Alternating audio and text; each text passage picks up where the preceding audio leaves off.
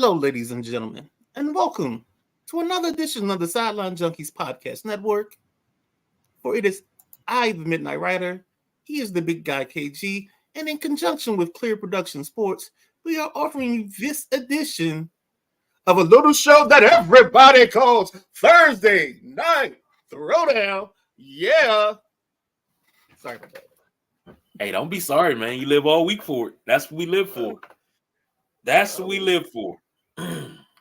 First and foremost, brother, how you feeling tonight? Oh man, I'm good, man. It's just making it day to day, man. I'm glad work is over with. Woo.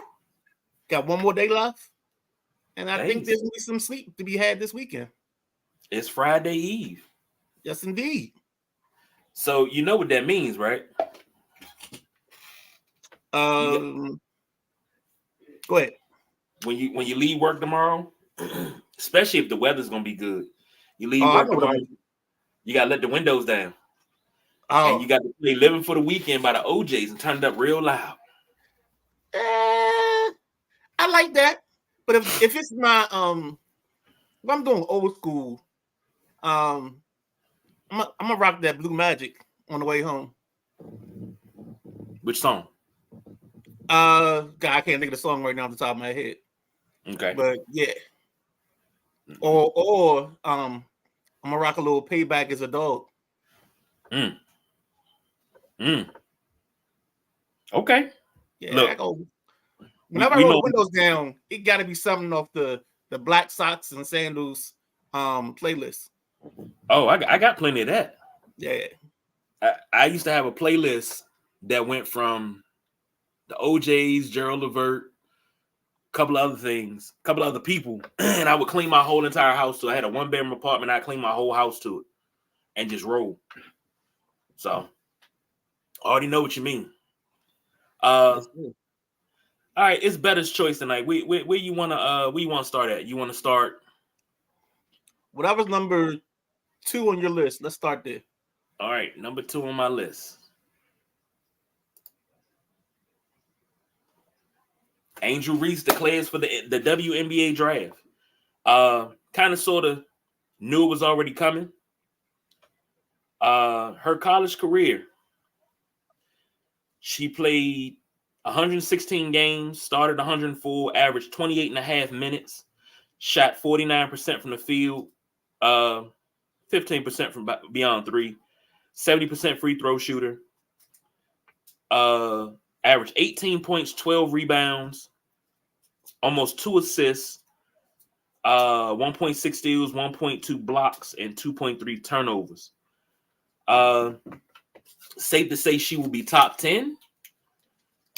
Quite possibly she may be top 5. She may even be top 3. But I called it on Tuesday. What did you call on Tuesday? That she was going to declare. Everybody was saying, "Oh no, she's coming back." I was like, "She's not coming back. She's going to declare." And you know what? I mean, I think she said everything that we needed to know about her not coming back in her post press conference. The post game press conference, she talked about it being a tough year. Lajanae had to wipe her eye. Tito, give me a tissue. So yeah, I mean, I knew it was done after that. So glad for her. She's got the world at her fingertips. I think she made the announcement via Vogue magazine, if I'm correct. Yep. So I mean, she's already got stuff lined up. This year was probably just a formality, so she could just cash in off of her 15 minutes of fame she gained last year, and now she's going to turn into stardom. Did you hear the whole thing? She got 15 minutes of fame and then turned it into stardom. I said it on Tuesday. And I seen a mock draft, and I had Caitlin Clark going number 1 and her going like number 8 or 9. Don't matter. That rivalry is going to carry over into the WNBA, and it's going to be a beast. I'm telling you, I'm calling it now. Call your bookie or whoever you do to go through get your bets. It's going to be a beast. WNBA numbers are going to rise. JoJo says, so glad she going pro. Mystics. The Mystics got to retool. I would say that. I knew she was coming out. Not sure why people saying she should stay. A lot of people saying she should stay because of the NIL deals and the amount of money that she was making. But I don't think that should have any weight on her staying. Yeah, sure. Because I mean, she's probably making a couple of $100,000 now, or her junior year, or whatever last year was. I don't want to say junior year. So coming back, she probably could have gotten the same amount of money and not have to go overseas to play. I just think, again, the experience itself was so much that I think she was just ready to go. Yeah, and then she was saying she was getting death threats. And I see everybody kind of glossed over that when she was saying that she was getting death threats. That was glossed over. JoJo said, yep. The rivalry is what the WNBA needs. It is exactly what it needs. The numbers that the women's tournament is putting up, and then you got a lot of these ladies get ready to go to the next level. Smart marketing. Now you have to take, and you got to cultivate it. But you got to take Angel Reese and Caitlin Clark and make them the face of your league. Okay, I'll let you say that. I'll stick with that because I don't want to say anything else and change. Yeah, all right. I like where you're going with that. Okay. I mean, matter of fact, you weren't here on Tuesday. Jeez, you weren't here on Tuesday. We held it down without you, and we were talking about marketing. Oh, I heard the pitch. Yeah, we were talking about marketing the WNBA. So you have to take what you have to get what you want.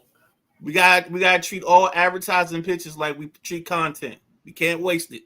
We can't Exactly.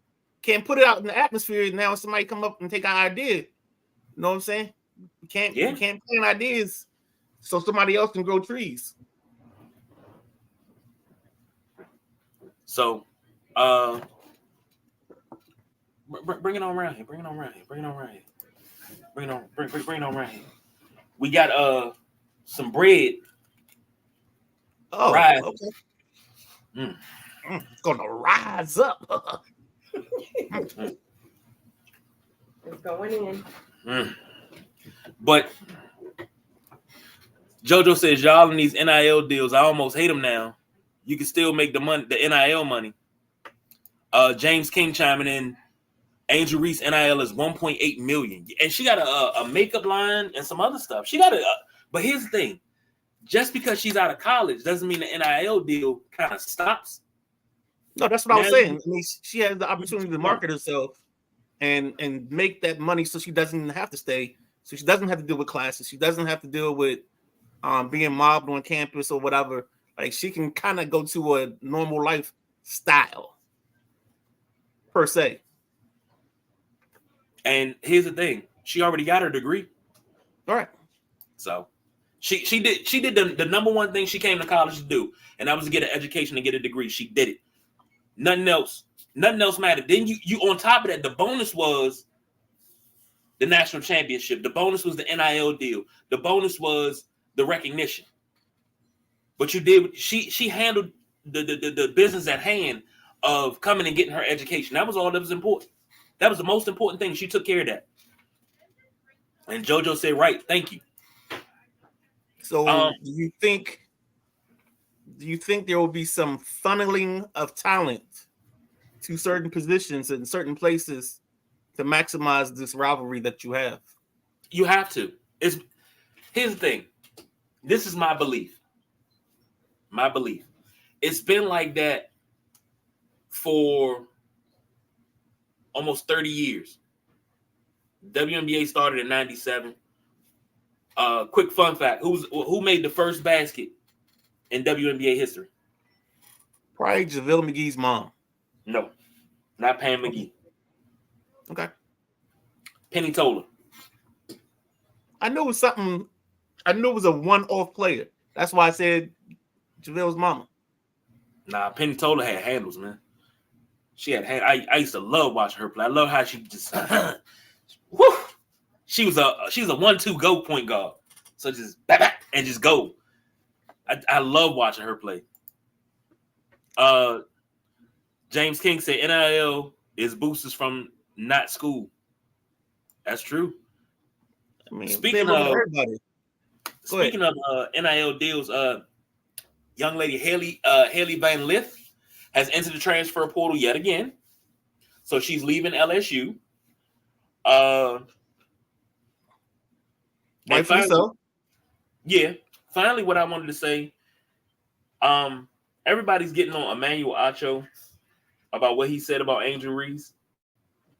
And a lot of people say, well, it was taken out of context. No, that's not taken out of context. You compared this young lady to Courage the Cowardly Dog. Oh, you embrace this villain thing, and now all of a sudden you acting like Courage the Cowardly Dog. Ho. Choose a better set of words there, bro. Choose a better set of words. I think the words were chosen for him, because I never saw it, but I see it's made its way, or it's made the rounds. So if they did that, then whoever the producer is at Fox got their money's worth. I don't care if it was Caitlin Clark. I don't care if it was Sabrina Ionescu. I don't care who it was. Don't ever describe no woman as Courage the Cowardly Dog. I got you. Just don't. Now, as men, everybody always talk about he got, so and so got that dog in him. So and so got that dog in him. And then when you come to Jerry West like, nah, everybody always talking about they got that dog. I didn't have no dog in me. I had that wolf in me because wolves eat dogs. That's why he's the logo. That's why he's the daggone logo. Love that man. I love his mind. But yeah, I just wanted to say that. And James King about the Haley Von Lith thing, he says she needs to go. She got cooked. Yeah. Well, they had her. Told her. Well, I think the problem it's Lindsay, right? Haley. Haley. I'm sorry. Haley Van Lith. That's what it is. I'm sorry. Yes, Haley. She looked out of position, out of place. Game 1, week 1, and when I watched the first game of the tournament, she still looked out of position, out of place. Especially against South Carolina in the tournament. I was like, she's not going to stay because she came to, I guess, take some love, and she probably got a nice little paycheck. Let's not cheat ourselves here. I think she went to LSU because she knew she could get more money at LSU than she probably could staying at Louisville. Yeah. So why not get paid? And the unfortunate thing is she had to play point. And I know she's not a point. You can see it all over her face. So she'll go somewhere else, and then she'll get herself back in position to be one of the top players in the country. James King said Moma looked too big all season. The only reason I disagree because I think she's not a point. And when you got somebody playing out of position, it's hard for them to look comfortable, period. I give you that. But I mean, I understand where James is coming from. Show.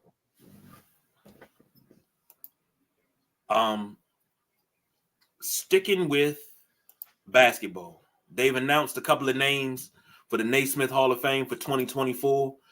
Not gonna say I'm shocked, but you're shocked. I'll have to say I kind of sort of disagree, but my personal opinion does not affect or represent the opinions of the other sideline junkies. So Vince Carter and Chauncey Billups have been named to the Hall of Fame so far, along with New York Knick, former Knick, former Laker, the one that Chick Hearn named Fall Back Baby. Probably one of the deadliest shots you've ever seen. Dick Barnett. I can understand Dick Barnett. He was vital to the Knicks winning 2 championships. Chauncey Billups.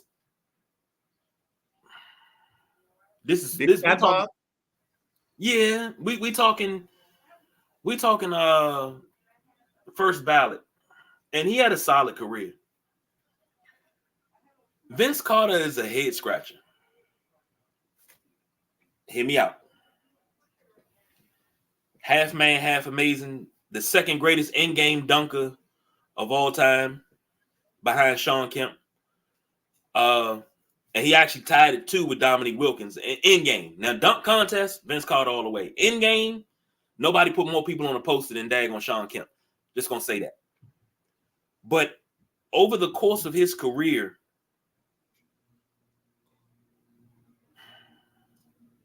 come on, just say it. What games stand out that Vince Carter took over and won? Well, he didn't take over and win, but that game 7 against Milwaukee, when he was in Philadelphia. Yeah. But after that, what did he do after that? He's probably got a couple more like that. I think that was just more iconic because it came against Iverson, and we lived and died on every possession in that game. That was a good playoffs. That year playoffs was good anyway. Now, don't get me wrong. I love Vince Carter. Always have been a Vince Carter fan. What really tore me up about Vince Carter, was him when he left the Nets. He bounced around from the Nets to the Magic, to the Suns, to the Mavericks, to the Grizzlies, to the Kings, to the Hawks. He never signed with a contender. So from 2009 to 2020, you were just running and jumping when you still had the skill set. Well, maybe he didn't want to be a person that hung on or went to teams just to get a championship. Because, if he had gone somewhere like, say, Miami or to LA to try to be with Kobe, we would have said he tarnished his legacy because he tried to jump in with somebody else and try to create his own thing. But here's the thing. When you're at that point in your career, when you're no longer... Now, once he left Toronto, he was no longer the man. When he went to the Nets, the New Jersey Nets, he wasn't the Brooklyn Nets. He was New Jersey Nets. He wasn't the man. That was Jason Kidd's team. Jason Kidd, Richard Jefferson, Kenny Martin. But you still do a bulk of the scoring. Yeah. He ain't scoring for you. The way he played with the Nets, like he was pretty damn good. But then after that, it's like, oh, Vince Carter. I mean, it's kind of hard not to be good when you have one of the best passes in NBA history. Because they even talk about that way, like he and Richard Jefferson would race down the court to get the lob, and if he knew Richard had to step on him, he laid back because he knew if they didn't get the break, that Jason Kidd was going to drop it back for the pull up, the trailing jump shot. So yeah. I heard a story that said the first time they all played together, said that Jason Kidd was just like, he came down and he just tossed the ball. He tossed it from half court and it hit off top of the shot clock. But he still jumped for it. And he was like, no, I did that because I wanted to see how high you can jump if you was going to go for it. He's like, I got you. Said they never missed a lob after that. Totally remember that. Side note. Who threw a better lob? Jason Kidd or Gary Payton? I mean, come on. We talking about Jason. And I mean, there's point guards that I can't really have bad things to say about, and Jay Kidd is one of them. Like, Jay Kidd, yeah. But GP used to throw it, man. I mean, yeah. But see, it's different because when you're throwing a lob to Richard Jefferson, Vince Carter, Sean Kemp, those dudes don't jump from the floor. They drop them out the rafters like that, and then they just come down and just grab the ball. But later in Vince's career is what I'm trying to say. I didn't see him as Hall of Fame first ballot. Hall of Fame eventually, maybe second ballot, but I didn't see him first ballot Hall of Fame, but he is. Yeah, I don't get caught up in when he goes in, because the key is you go into the Hall of Fame. That's not the biggest thing of importance for me. It's just And if you get in, you get in, and hopefully people think you deserve to be there. That's all I think. Overall, I think he I know deserves. that's a big thing for you. Yes, because there's a lot of people that deserve to be there. James King says from 99 to 09 average mid-20s a game. Yeah. And it's like everything, his career average is like 16. And I always used to hate that because I felt that he was so much better than how his career transpired. I felt that he could help a contender because when he went to Orlando wasn't a contender. Dallas wasn't a contender. Dallas had just came off championship. So they had the championship hangover. So they weren't really contenders then. Memphis wasn't contenders. Sacramento, this is the time in Sacramento wasn't lighting the beam at all. And Atlanta was just, they were on the cusp, but they weren't coming up. But then he say something like he went places to try to help teach the young guys like how to play and how to be professionals. I thought that was a big part of his late career, like how he ended up in certain places. Never heard that. But if that's the case, because I think he was subscribing more to the mentor role.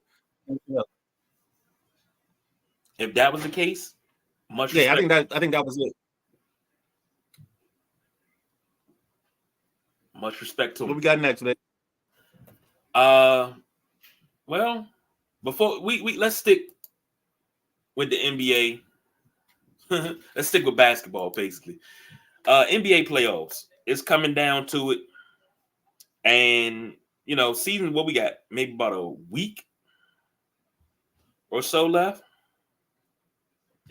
At this present point, man, Bulls make the playoffs. Your bottom in the East, Hawks, Bulls, Sixers, Pacers, 7, 8, 9, 10 are in.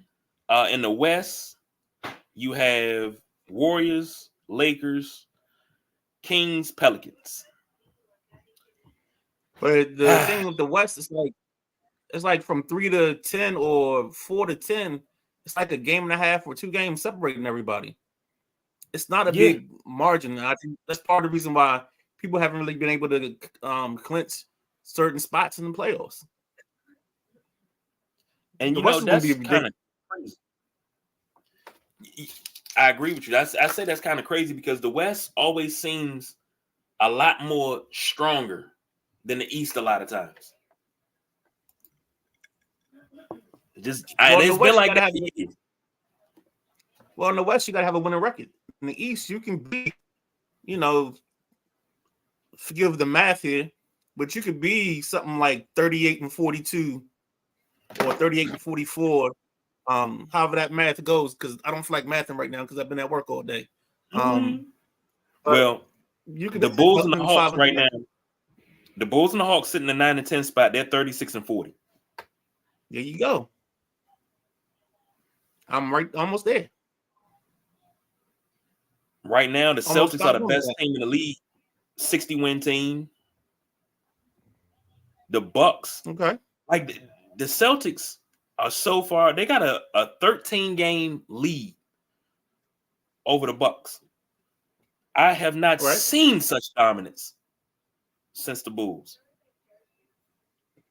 I think it's more so a division, and then the fact that the Bucks never really recovered from trading Drew Holiday.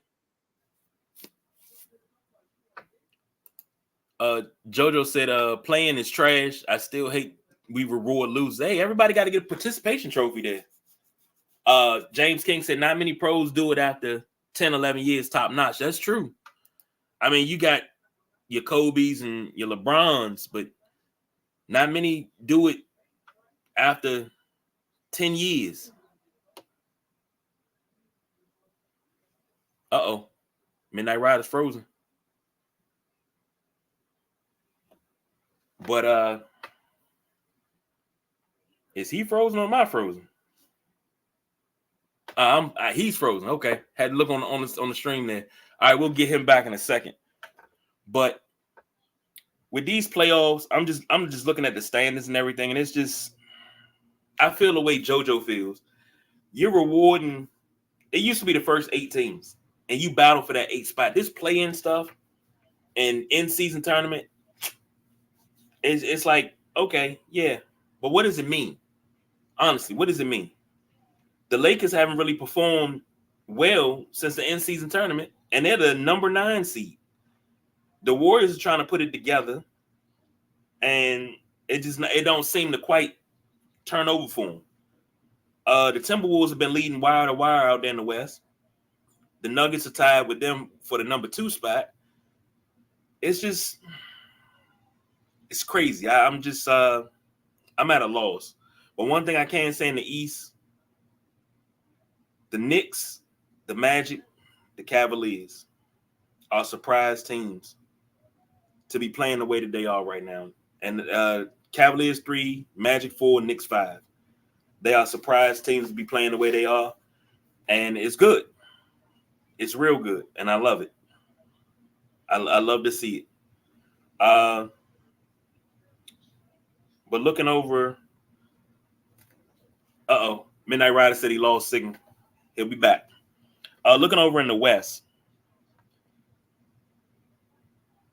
the Warriors are probably the one team that worries me because I don't see them getting out of the play-in. I think the Warriors have lost their shine.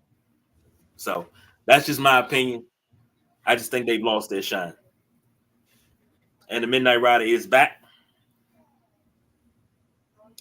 Yeah, right? I think the boss man pulled the plug on me because we getting close to 30 minutes. I think it was a setup. Well, we'll talk more playoffs come Tuesday. Well, we'll talk championship playoffs. We'll talk more of that once we get closer to it. Last but not least on the list tonight, Diggs traded to Houston. Midnight Rider, give me your thoughts on that real quick and just let it all out. This is a safe space. What do you mean? I'm comfortable with this. You know, I've been Team Houston since like week 4. So I think Houston's in the right spot. I think they're going to use this year with Diggs, try to get the best they can out of them, see if they want to even invest in them, which is a good way to do this, and be able to move on. Houston's been manipulating this whole thing the last 2 or 3 years with the move where they had the 2 first rounders and they got Stroud and they got Anderson. And I think they're going to make another smart move. They already made a smart one moving back with Minnesota. So they're just making moves and they're being real smart and stealth. And I think they're going to put themselves in a place where their window can last 10, 11 years just because the way they set this up. You got young talent. You got a lot of guys on rookie deals. So what you're going to have to start doing, and I think this is what they're setting up, is they're going to set themselves in place so where they'll have draft picks for the future.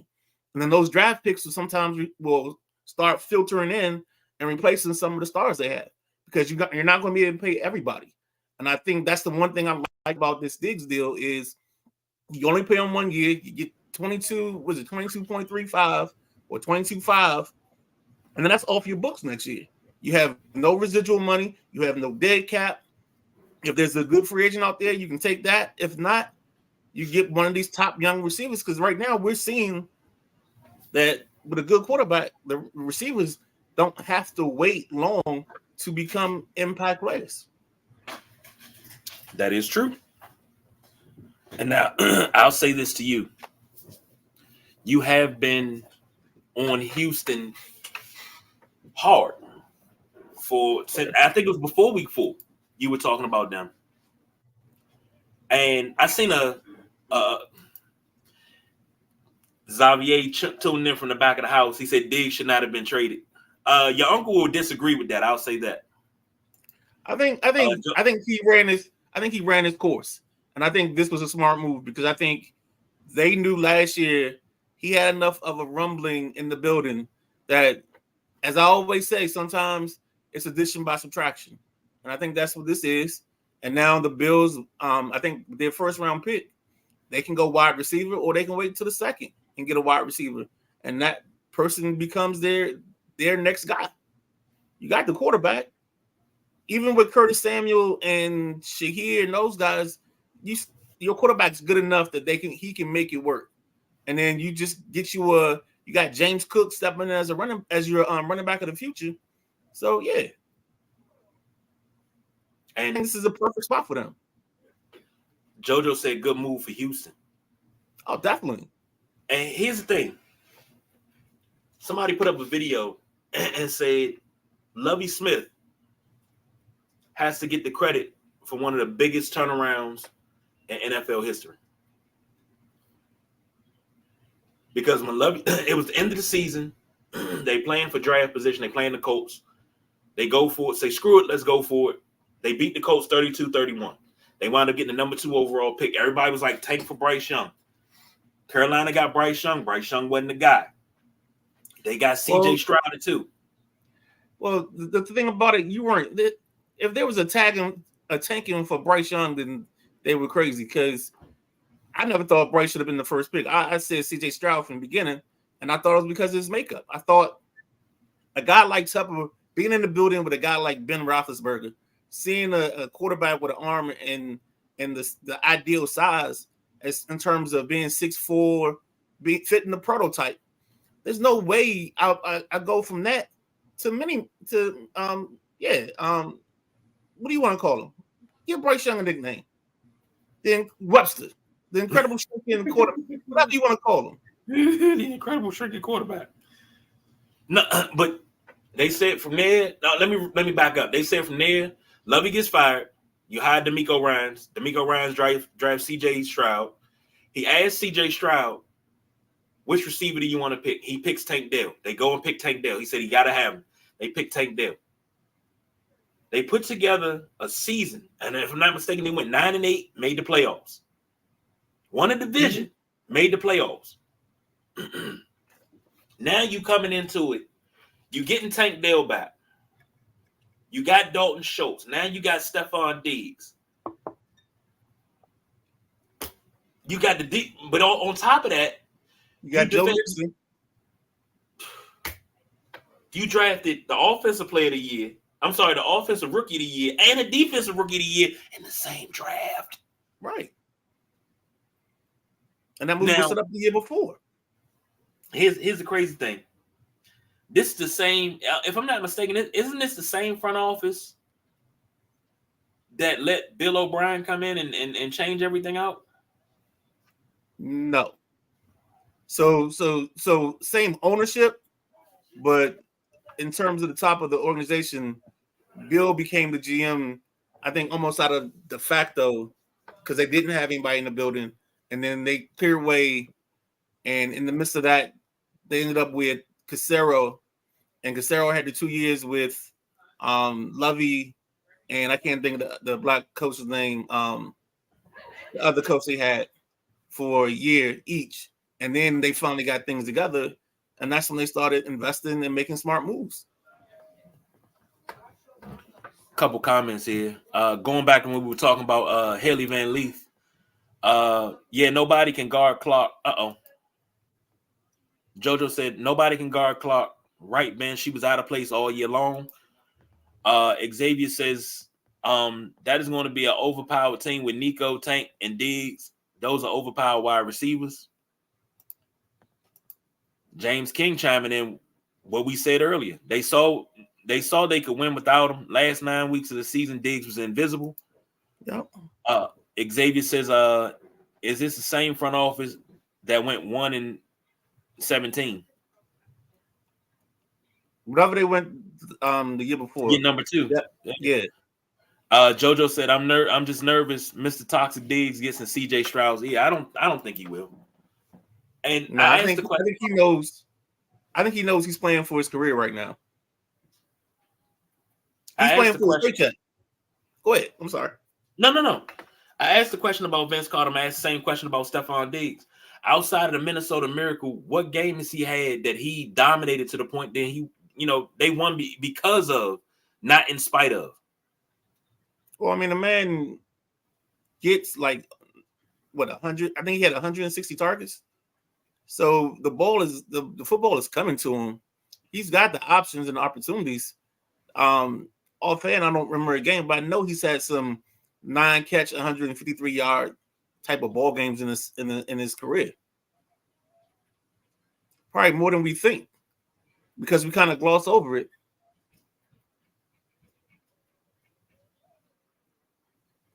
You don't trust him, guy? I'm just saying. I do. JoJo says, I hope so. James King said D. Ryans won't put up with that behavior. Nah, he not. He had no. D'Amico Ryans is the type of coach that everybody tells me doesn't exist anymore. The type of coach that holds you accountable, but he'll put his foot in your ass when need be.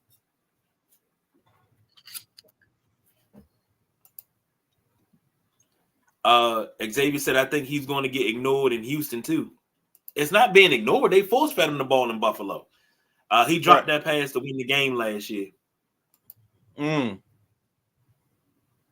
Well, at least he got to stand and watch the celebration. 3 years in a row. All right. So if you can't grade this because draft picks are involved, but if you could grade it off of what you see right now, who's the winner? No.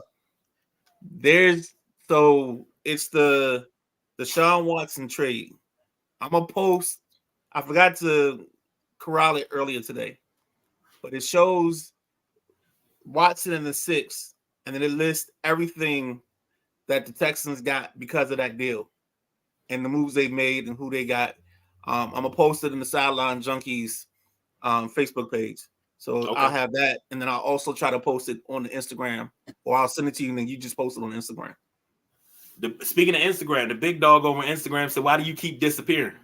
I don't know if he's talking about me or you, but I think it's about me because I somehow the last week or two, like the signal's been weird, and I've dropped a couple times. Even when I was with the big dog and them on Sunday, that showed the connection was bad when I tried to use my computer. So I don't know what's going on. Over on Instagram, Sports Den Washington, the Buffalo Minnesota shootout of 2022. Yeah, that was a big game. Diggs had the big catch, and he usually carries the offense to the end zone. Yeah, that I do remember that.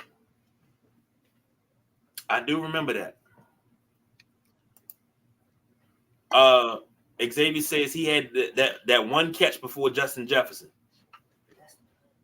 The Minnesota Miracle. Jesus. Before that one, the one against Justin Jefferson. That was the shootout in 2022. Yeah. I'm not saying he trash. Allen got to be better got better once Diggs arrived. You already know my thought on that. If you get your quarterback a number one receiver, his numbers will get better dramatically because he has that person to depend on. When you keep putting a guy Justin Fields out there with Ronnie, Bobby, Ricky, and Mike, then you got problems. And that's what they've had all this whole stretch. No, because I think that gives them too much of a weapon. We got one for you. Hold on. You got to see this. Look at that. Ah, yeah. Fresh. All right, if you get a call, I'm outside. You know what's up. Okay, I got you covered. Smell good too. Just rub some butter on it and bring it here. Okay. Just rub some butter on it and bring it here. A little nervous. Ask what you're talking about, buddy. How are you gonna cut that? Okay, whatever you got to do. I'll put some butter on it, and that'll be done. Look, I'm about to go in the kitchen, make me some daggone gravy, make me a couple gravy sandwiches, and it's over. Oh man. So to keep it in line, final thoughts. because we got to wrap this ish up, B. What you got? I don't know what's going on. They're two big pitching prospects, or they're big guys, I should say. Josiah Gray and King Gore got off to tough starts. It looks like Jesse Wink, their hitter. Well, he might have regained his form from when he was in Cincinnati. He's had some big hits. Gotta give a shout out to Michael A. Taylor for coming back and just having a week. He's somewhere in the neighborhood of 7 or 8 for like 15 in this series. He's had some big clutch moments and some big clutch RBI. Of course, the Nats lost today. So yeah, I just think they're in a position now that two of the guys that were supposed to be last two to get on the team that they had to send down, now they're back up because of injuries. We've seen the last of Robles in Washington. Because if Jacob Young can come in and kick that door down, you're not going back to Robles. You want to cut your losses. That's it. I'm gonna say this. It's the most wonderful time of the year. We got men and women Final Four. It's WrestleMania weekend. Speaking of which, the WrestleManiacs will be live after night 1 and night 2 with a react show to each night. And hopefully we'll be crowning a new picks champion. So that will come Saturday night after WrestleMania night 1, and then again Sunday night after WrestleMania night 2. So be on the lookout and ready for that. Last but not least, I'm trying to make sure I don't forget anything. If you haven't already, join our Sideline Junkies Facebook group, Sideline Junkies 24/7. Get in there, get some good conversation going on with the ladies and the gentlemen, and rock it. Make sure you like, subscribe, and all that good jazz on every part of social media so you don't miss anything. You don't miss a show. You don't miss anything. I think that's about it. Midnight Ride. All right. Let's call it a night. Well, so you'll see this face on Saturday night / Sunday morning, probably, depending on what time night 1 ends. You might see this guy too. We can get him to stay up. He ain't staying up. Okay. All right. Well, that's cool. But I'm the big guy, KG. That's the Midnight Rider. We don't do no overtime. Thank you for joining us tonight. We are out of here.